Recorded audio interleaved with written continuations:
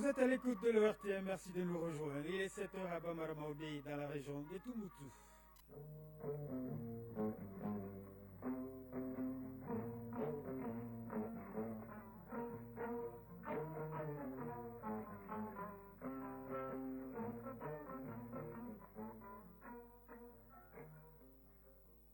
Le journal Koji Sibi. Mesdames, Messieurs, bonjour. Le bureau du vérificateur a remis hier son rapport annuel au président de la transition. Le document de 282 pages aborde la gestion des finances, le contrôle de la régularité, la sincérité des opérations de recettes et de dépenses, le contrôle des performances, la qualité des services et l'évaluation des politiques publiques. Le président de la transition dira donc que les autorités de la transition s'engagent à lutter contre la corruption dans le cadre de la refondation de notre pays. On reste à Koulouba où 3 nouveaux ambassadeurs ont présenté hier leur lettre de créance au président de la transition générale d'armée Assimi Goïta. Ils entendent renforcer davantage les liens de coopération entre leurs pays respectifs et le Mali. Les aiguilles du Mali en déplacement affrontent cet après-midi à 16h les Mambas du Mozambique. La rencontre compte pour la 5e et avant-dernière journée des éliminatoires de la CAN Maroc 2025. Le vainqueur sera qualifié pour la phase finale. Un match que vous pourrez suivre en direct sur ORTM 1. Et puis notre pays abrite ce week-end la première compétition AES Russie. La cérémonie d'ouverture est prévue à 15h au Palais des Sports. Enfin, la chronique du développement du jour s'intéresse à la COP 29 qui se tient en Azerbaïdjan. Quels en sont les enjeux? Vous le saurez dans ce numéro. Voilà pour le sommaire. Bienvenue dans ce journal. Le bureau du vérificateur général a remis hier son rapport annuel 2023 au président de la transition générale d'armée Assimi Goïta. Le rapport de 282 pages couvre la gestion des finances, le contrôle de la régularité, la sincérité des opérations de recettes et des dépenses, le contrôle des performances, la qualité des services, sans oublier l'évaluation des politiques publiques. Au total, 50 missions de vérification et d'évaluation ont été réalisées en 2023 dans les secteurs du développement rural, de l'éducation, du transport, de la santé et de la sécurité sociale, de la décentralisation de l'énergie et de l'eau. Le président de la transition, dans son discours, a souligné l'engagement des autorités pour combattre la corruption dans l'intérêt de la refondation de notre pays. Voyons la cérémonie de remise solennelle du rapport annuel du bureau du vérificateur général avec Garibou Pérou. Surveillant de la transparence, le vérificateur général en application des dispositions remet son rapport annuel au premier destinataire. Irrégularités et délinquances sont fixées dans les rapports qui embrassent les domaines particulièrement importants. Samba Alhamdou Babi, vérificateur général. Les 50 missions de vérification et d'évaluation des politiques publiques, dont les résumés constituent la quintessence, ont été réalisées dans les secteurs ayant un lien direct avec le quotidien et le bien-être de nos concitoyens. Ces missions se répartissent en 35 vérifications financières et de conformité, 4 vérifications de performance, 8 vérifications de suivi de recommandations et 3 évaluations de politique publique. Au titre de l'année 2023, le bureau a reçu 67 saisines. Les suites réservées aux 67 saisines se présentent ainsi qu'il suit. 22 ont fait l'objet de programmation de missions de vérification. 23 sont en cours de traitement. 22 ont été classés. Riche de 50 missions, le rapport du vérificateur général est un document clé. Il analyse les finances et la gestion des fonds publics. Le but est d'assurer la transparence et la responsabilité des autorités publiques envers les citoyens. Les différentes vérifications au titre de l'année 2023 ont mis en relief un certain nombre de dysfonctionnements et de lacunes qui méritent une attention particulière. S'agissant des irrégularités financières décelées, elles ont fait l'objet de 35 dossiers transmis au président de la section des comptes de la Cour suprême et 35 dossiers dénoncés au procureur de la République du pôle national économique et financier. Comme suite judiciaire, 9 dossiers ont été déférés au parquet général de la Cour suprême. Ces dossiers ont fait l'objet d'examen par la Chambre compétente. 2 dossiers sont en instruction. 3 dossiers sont en instance de déféré. En outre, la saisine du parquet est en cours pour 5 dossiers. Sur le même registre, la situation des 35 dossiers dénoncés au procureur de la République du pôle national économique et financier se présente comme suit. 32 dossiers sont en cours de traitement. Un dossier a été transmis à la Cour suprême. Un dossier a été transmis au procureur de la République par le tribunal de grande instance de la commune 3 du district de Bamako. Un dossier a été jugé. Les missions de vérification et de suivi des recommandations réalisées en 2023 confirment les insuffisances importantes. Elles ont confirmé des déficiences importantes qui entament l'économie, l'efficacité et l'efficience des actions des entités vérifiées. Enfin, les missions de suivi des recommandations réalisées en 2023 ont relevé un taux global de 45%, un taux en deçà celui de 2022. Les différentes faiblesses ci-dessus décrites interpellent les gestionnaires, indiquent également l'urgente nécessité de mettre en œuvre les recommandations formulées. La méthodologie adoptée par le bureau du vérificateur général est du goût du président de la transition, car elle traduit l'engagement collectif en faveur de la transparence. Le général d'armée Assimi Goïta, président de la transition. Monsieur le vérificateur général, le rapport annuel 2023 met en lumière les faiblesses et les dysfonctionnements qui minent encore certains pans de notre administration. Il nous rappelle les défis complexes que nous devons affronter avec détermination dans l'intérêt de la refondation de notre pays. Ces constats sont des appels pressants à l'action, des avertissements que nous devons écouter pour tracer une nouvelle voie vers l'excellence dans la gestion publique. Rigueur et moralisation des comportements constituent le fil conducteur de la transition. La lutte contre la corruption et la délinquance économique est l'un des piliers de notre transition. Nous sommes résolus à redresser notre pays en nous attaquant fermement aux fléaux qui sapent notre développement. Monsieur le vérificateur général, je me réjouis de l'étendue des missions que vous avez menées en 2023 avec plus de 50 interventions couvrant divers secteurs. Vous allez permettre au gouvernement de disposer d'une vision claire des défis à surmonter et des opportunités d'amélioration. Les rapports ainsi présentés représentent une boussole que les Maliens doivent consulter et suivre avec intégrité et responsabilité. L'avenir de notre nation repose sur la capacité de chacun de nous à agir avec intégrité et responsabilité. Le gouvernement continuera de prendre des mesures fortes pour renforcer la gouvernance. C'est ainsi que nous réaliserons la refondation d'un Mali courant, un Mali où chaque citoyen est fier de l'intégrité de ses institutions. Source d'espoir, ce rapport annuel est le fruit d'un travail rigoureux. Il a passé à la loupe toutes les vérifications dans le respect du principe du contradictoire.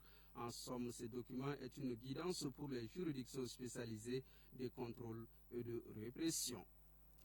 Sur un autre plan, 3 nouveaux ambassadeurs ont présenté hier leur lettre de créance au président de la transition, général d'armée Assimi Goïta. Il s'agit des ambassadeurs de la République algérienne démocratique et populaire, du Japon et du Royaume d'Arabie Saoudite. Ils entendent tous œuvrer au renforcement des relations entre leurs pays respectifs et le Mali. Siaka Konaté a suivi la cérémonie de présentation de leur lettre de créance. Le nouvel ambassadeur de l'Algérie au Mali est le premier à présenter ses lettres de créance au président de la transition générale d'armée Assimi Goïta, Kamel Eritib, est entièrement connu pour avoir servi comme ministre conseiller à l'ambassade d'Algérie à Bamako pendant 4 ans, de 2000 à 2004. Avant sa nomination, il était ambassadeur au Pérou. Âgé de 60 ans, le sortant de l'École nationale d'administration d'Alger a été chargé des affaires économiques et commerciales à l'ambassade d'Algérie aux États-Unis, consul d'Algérie à Metz en France. Le nouvel ambassadeur du Japon au Mali s'appelle Yukio Murata. Âgé de 62 ans, il occupe cette fonction pour la première fois. Il a été consul général du Japon à Marseille en France, premier secrétaire des représentations diplomatiques du Japon en Côte d'Ivoire, en République démocratique du Congo. Le diplômé en droit de l'Université de Suka a également travaillé à la direction générale du Moyen-Orient et d'Afrique au sein du ministère japonais des Affaires étrangères. Le troisième et dernier ambassadeur a présenté ses lettres de créance au président de la transition est celui du Royaume d'Arabie Saoudite, Abdullah Saleh Saber. Il est détenteur d'un master en droit décroché en Australie en 2006, d'un autre master en droit des résolutions des conflits obtenu en 2019 à Los Angeles, aux États-Unis. Âgé de 50 ans, Abdullah Saleh Saber a été premier secrétaire du consulat d'Arabie Saoudite à Los Angeles, vice-ambassadeur, chef du département des affaires politiques et économiques et chargé d'affaires à l'ambassade du Royaume d'Arabie Saoudite au Tadjikistan, une ex-république soviétique. Les 3 diplomates devront œuvrer pour le renforcement des relations entre leurs pays respectifs et le Mali. Radio Mali à Kidal et environ 97.5 MHz en FM. Le gouvernement consentit d'énormes efforts pour le développement économique et social de la région, des efforts qui sont soutenus par des ONG locales et certains partenaires. Ils interviennent notamment dans les domaines de l'éducation, de la santé et de l'humanitaire. Idrissa Djibrila Maïga a rencontré certains acteurs sur le terrain. Depuis le retour de l'État dans la région de Kidal, les conditions de vie des populations se sont beaucoup améliorées. Cette amélioration s'explique par les efforts et appuis substantiels qu'apportent les ONG nationales et internationales en parfaite symbiose avec les services techniques de l'État.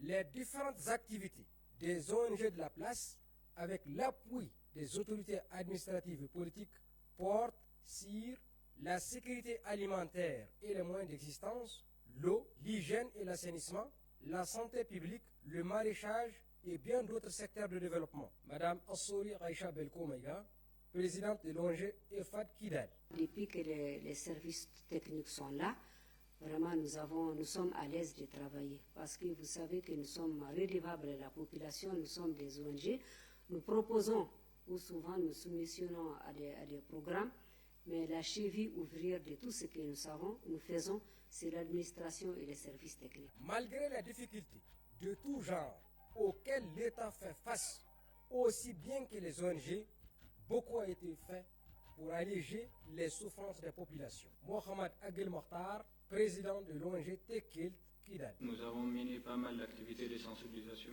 pour ce qui entre dans le cadre même de la citoyenneté. Nous avons aussi mené des activités de la sécurité alimentaire, notamment la distribution des vivres aux déplacés et aux familles vulnérables. Aussi, nous avons eu à contribuer par rapport à la rentrée scolaire, à la mise en état des 100 tables bancs pour l'école Amidi à Gonan, le partage de repas gratuits aux enfants des déplacés d'Intekwa.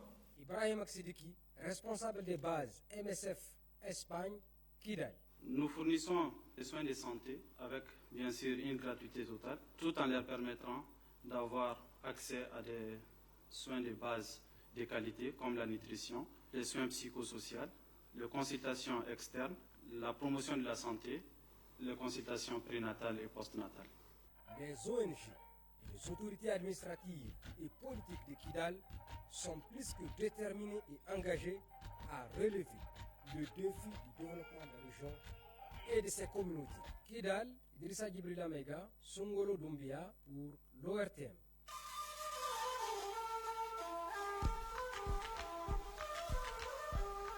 AES Actualité.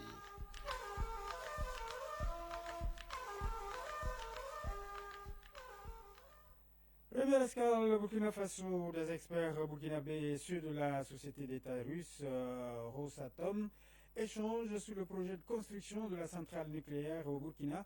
Initiée par la Direction générale de l'énergie, la rencontre s'est déroulée en visioconférence à Ouagadougou. Elle a permis d'évaluer les aspects techniques de la réalisation du projet. Les explications de Judicaël Kafando de Radio Burkina. La rencontre entre experts russes et la partie burkinabé a permis de présenter l'étude de faisabilité de la centrale nucléaire burkinabé. C'est une étape du mémorandum signé entre les deux parties devant permettre une meilleure appropriation du projet. Dr Alidou Koutou, directeur de l'énergie. Il va s'agir de voir comment est-ce qu'il faut élaborer les besoins en termes de ressources humaines pour le développement d'une centrale et tout ce qui est approche, méthodologie, évaluation du début jusqu'à la fin, à savoir toute la faisabilité, la construction, l'exploitation, jusqu'au démantèlement de la centrale. Donc tout le circuit de développement de ce programme sera revu en termes de compétences et ressources humaines. Tous les acteurs entrant dans la mise en œuvre de ce projet sont ainsi rassemblés et chacun devra évaluer ses besoins en vue de jouer pleinement sa partition dans la réalisation. Dr Alidou Koutou. On va d'abord évaluer nos compétences internes. Qu'est-ce qui est disponible sur le plan national en termes de compétences. Alors qu'est-ce qu'on aura besoin en termes de gap pour pour faire les compléments et comment également planifier la formation du besoin qu'on aura dégagé, de sorte à ce qu'on puisse avoir en tout cas une cohérence entre le développement du programme et les grandes formations qui seront développées pour avoir toutes les compétences nécessaires au moment opportun pour la bonne marche du programme. L'État compte bien mûrir ce projet pour que la centrale nucléaire, une fois réalisée, réponde véritablement aux besoins du peuple burkinabé. Le Niger à présent, le ministre de l'Énergie, professeur Amadou Awa, a animé hier un point de presse au niveau de la centrale électrique de Gorou-Banda. Cette communication fait suite aux visites entreprises dans les régions de Niamey et d'Osso en rapport aux réalisations du projet WAP Dorsal Nord. Nous retrouvons nos amis de Radio Niger. Le retour de mission dans la région de Dosso précisément pour visiter les réalisations du projet WAP Dorsal Nord qui couvre également la région de Niamey. La ministre de l'Énergie, professeur Amadou Awa, visite le matériel à la rive droite et à Gorou-Banda les chantiers de ce projet régional avant d'animer un point de presse à travers lequel elle décline l'objectif de la mission. L'objectif de la mission est de s'enquérir de l'état d'avancement des travaux et aussi donner une meilleure visibilité aux initiatives en cours dans le secteur de l'énergie électrique. Le projet WAP Dorsal Nord est un projet régional qui va interconnecter 5 pays de la zone ouest africaine, le Nigeria, le Niger, le Bénin, le Togo et le Burkina Faso, par une ligne électrique double terme, 330 kV sur une longueur totale de 875 km, dont 420 km sur le territoire nigérien. Ce projet prend aussi en compte la construction de 3 postes, dont 2 dans notre pays. Ce projet a aussi un volet d'électrification rurale qui concerne les localités situées à 10 km de part et d'autre du couloir de passage de la ligne. À ce titre, 432 localités du Niger seront électrifiées, ce qui permettra d'accroître notre taux d'accès à l'électricité, particulièrement en milieu rural. Et pour Sir Amadou Awa, ministre de l'Énergie, de conclure par notifier que 90% du matériel est disponible sur le site et pour respecter le délai prévisionnel de fin des travaux, il est nécessaire de renforcer le dispositif sécuritaire sur le chantier. Il est bon à savoir que ce projet prend en compte le transfert de compétences à travers l'implication des nationaux dans sa mise en œuvre.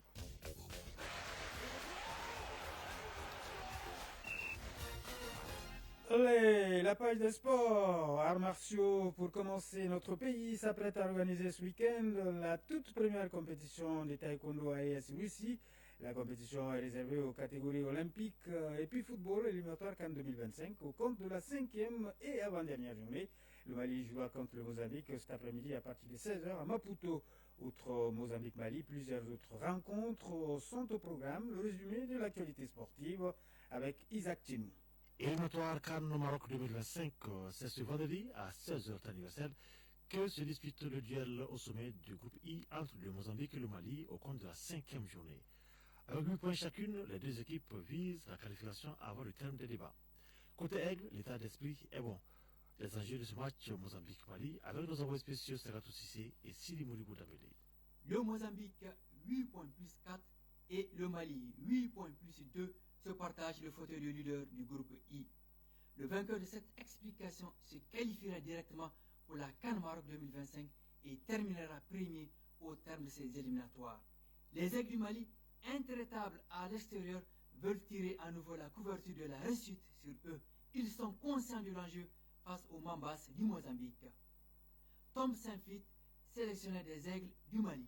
Je pense qu'on est prêt, on a fait de bons entraînements et on est ici pour faire tout pour la qualification. On sait qu'on gagne, on est qualifié, mais aussi un match nul avec 2-2, on est toujours qualifié. Inch'Allah, demain, on va se qualifier, on est bien préparé. Il y a 29 ans, en éliminatoire de la CAN 1996, le Mali avait été piégé 1-0 à Maputo. Cette génération actuelle entend inverser la tendance. Tom Saint-Fit, sélectionneur des Aigles du Mali. On est ici pour la victoire. Moi, comme entraîneur, je n'aime pas de perdre des matchs. Je peux respecter un match nul quand l'adversaire est vraiment très bien, mais on commence ce match pour gagner ce match et pour être qualifié. On a une bonne équipe. Pour le moment, tous les joueurs sont disponibles. On a une bonne équipe. On a fait un très bon entraînement. et je pense que le moral est bien.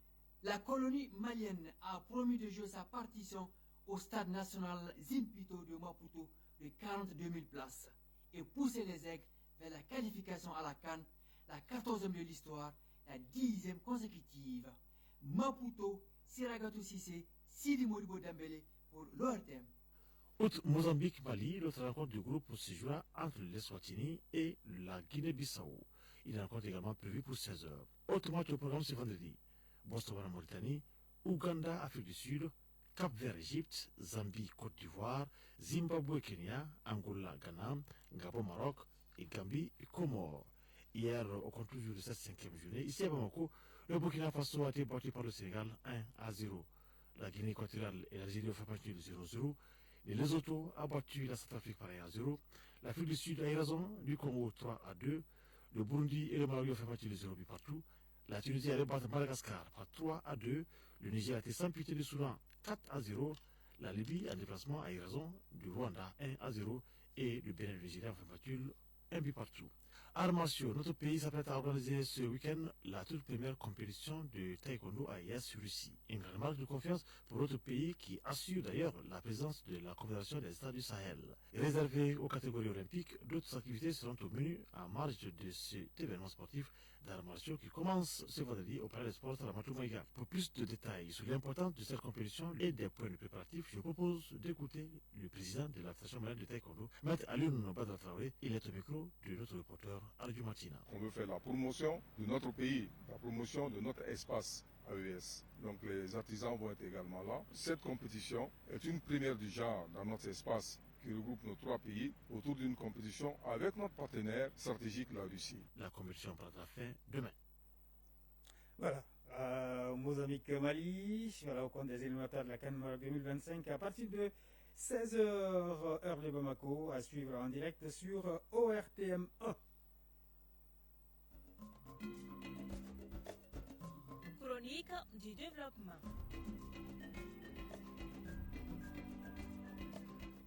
La COP29 se tient en ce moment en Azerbaïdjan. La chronique du développement du jour s'intéresse aux enjeux financiers de ce rendez-vous mondial sur le climat pour l'édition 2024. Le coût du financement des projets de lutte contre les effets du changement climatique est estimé à environ 100 milliards de dollars. Qu'est-ce que c'est que la COP? Quels sont les enjeux? Éléments de réponse dans ce numéro de la chronique avec Soumaïla Berté et Marc Dambélé. La COP, depuis au moins 3 décennies, sinon, est entrée dans les lexiques des grands rendez-vous des Nations Unies. La COP, ou la Convention des parties, est une tribune mondiale consacrée aux questions environnementales. Alors, que faut-il comprendre à travers cette organisation? Écoutez les explications de Modibo Mahamadou, économiste. La COP, comme on le dit, COP, c'est l'acronyme de Convention des parties. C'est en fait un organe décisionnel de la Convention cadre des Nations Unies de 1992, entrée en vigueur en 1994 sur les changements climatiques. Depuis 1994, la COP constitue la plus grande et la plus importante conférence sur le climat avec des dizaines de milliers de délégués qui sont rendus dans les différentes COP. Et vous savez que c'est organisé surtout sous l'égide des Nations Unies. Évidemment, la crise climatique dépassant de loin le cadre des frontières, une coopération internationale est nécessaire pour essayer de instaurer un climat de confiance et renforcer la coopération multilatérale afin de réduire les effets des changements climatiques. C'est une évidence, les pays les moins avancés et donc moins pollueurs de la planète sont les plus frappés par les conséquences des actions de pollution des pays industrialisés. C'est pourquoi les objectifs de la COP visent des réponses collectives. Si vous prenez les pays africains, par exemple, nous sommes largement affectés de manière négative par le changement climatique parce que en Afrique, vous savez, 70% des populations vivent dans les zones rurales et ils dépendent essentiellement du secteur primaire, c'est-à-dire de l'agriculture, de l'élevage et de la pêche. Et l'agriculture pluviale constitue 90% à 95% de l'agriculture en Afrique. Et maintenant, vous avez vous-même remarqué qu'il n'y a pas de saison, qu'il y a des inondations, qu'il y a un suivi de sécheresse, et que tout cela conduit à des dégâts causés par l'urgence climatique et auxquels il faut trouver des solutions. et ces émissions continuent à augmenter, la Terre continue à se réchauffer de l'ordre de 1,5 degré Celsius. Donc pour éviter l'aggravation de l'impact climatique de ce réchauffement, il s'agit de prendre des mesures collectives urgentes au niveau des différents pays pour remédier à ce phénomène. L'un des enjeux de la COP demeure la finance climatique. Comment mobiliser des ressources financières nécessaires à la lutte contre le changement climatique? L'édition 2024 n'échappe pas à cette problématique. Modibo Maoumakalou. L'argent est le nerf de la guerre. Évidemment, la finance climatique représente un thème central des différentes conventions des parties.